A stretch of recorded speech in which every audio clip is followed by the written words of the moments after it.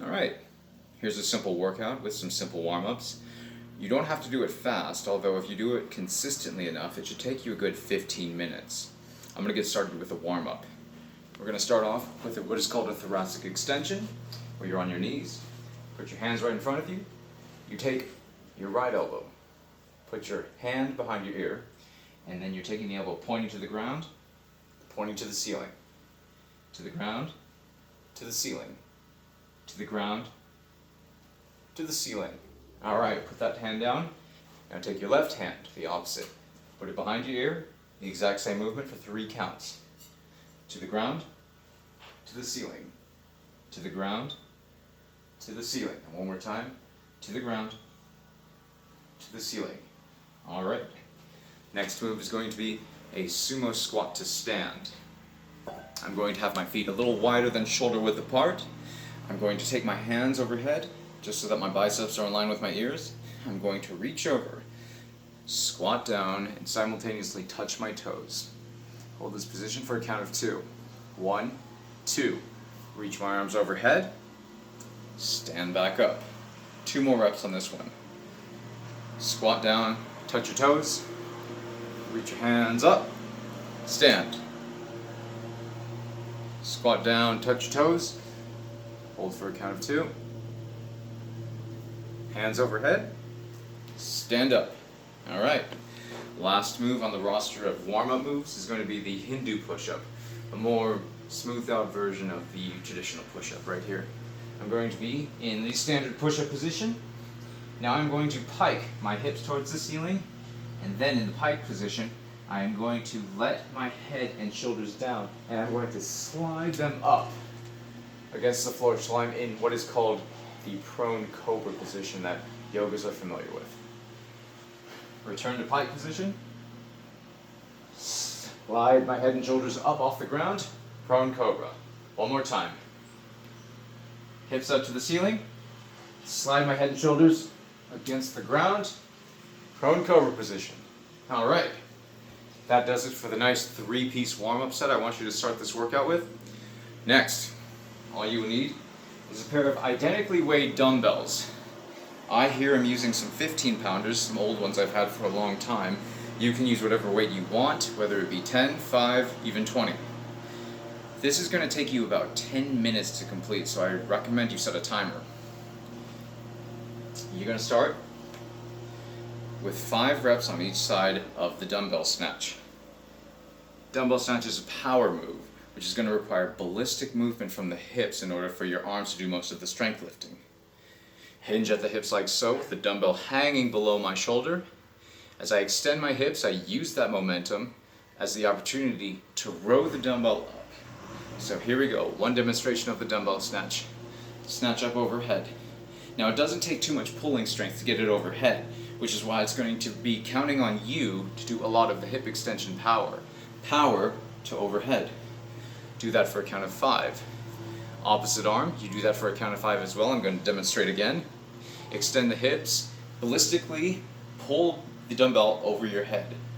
Now even though I'm calling it a pull movement, you're not directly pulling with all the slow strength that you're going to require. It's going to be a power movement. The power is an opportunity to get more strength overhead. Power overhead until your shoulder is locked out, until your bicep and your ear are aligned. That's the good indicator that you are in proper form.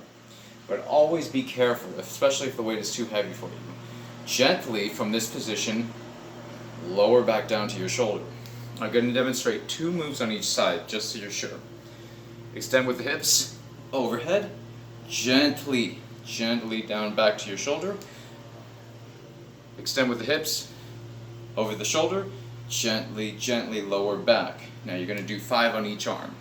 Next move is going to be the dumbbell goblet squat. So with only 1 dumbbell, you're going to hold it cupped right in front of your chest.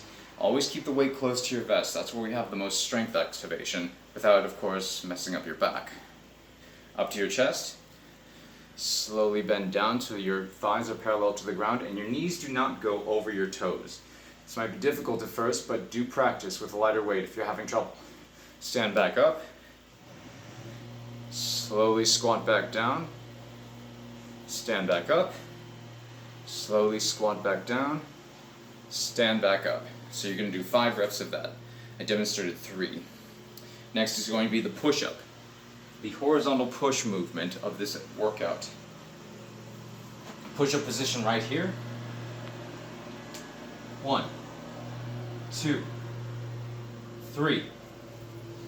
Okay, 3 push-ups is simply, as I'm going to explain the form of the push-up right here, plank position. Slowly lower your chest to the ground, but do not lay on the ground. Do not let your hands release off of the floor. You're going to be in a static position. Push back up. Your body, your core, your shoulders is always going to be in a tension state. So that way you have the best strength to go up and down. Next, this is going to be the new move. It might be a bit of a challenge, but I'd like you to try it out. I recommend with lighter weights if you have them. I'm doing them with 15 pounds. 2 dumbbells on the floor. Plank position. Now, this is going to be a plank position curl. Starting with the left hand, curl the dumbbell up to a 45-degree angle. Curl back down. Right hand, curl to a 45-degree angle, curl back down. Left, 45-degree angle, curl back down. Right, 45-degree angle, curl back down. Make sure you have complete isometric tension the whole time you're lifting. We want to avoid shifting the hips too much, but of course there will be a bit shifting with all the tension you're doing with your upper body. That's perfectly fine. As long as we know that our abs are trying to return stabilization, that's where all the good ab workout comes from. Next, last piece of the exercise circuit is going to be a 2-handed chop. This is a move I advise you be careful with because we don't want to mess up your back. This is for benefiting the external obliques. We don't want to strengthen our abs at the cost of our back because the two go hand in hand. You're taking the dumbbell, slowly lower over to the right side with both hands, and you're rotating with your obliques all the way up. Down in a diagonal direction, all the way up. Down, diagonal direction, all the way up. You're going to do 5 on each side. I'm going to demonstrate with the left side now. On the left side, the dumbbell is hanging on your side. Arms are straight, no bend in the elbows, right there. Rotate your obliques all the way up. Now, there is an option here. You can either rotate with the dumbbell close to your chest and then push it all the way up once you reach the other side, or you can keep a distance. The distance always makes more of a challenge, but also a compromise to your safety.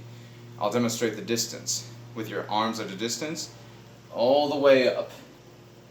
In one smooth arc diagonal from your body. But for beginners, I do recommend that you keep it close to the chest. That's always where the most safety comes from. To the side, close to the chest, and then push out from here. So those are 2 variations to the 2-handed chop. Alright, so you're going to do 5 reps on each side.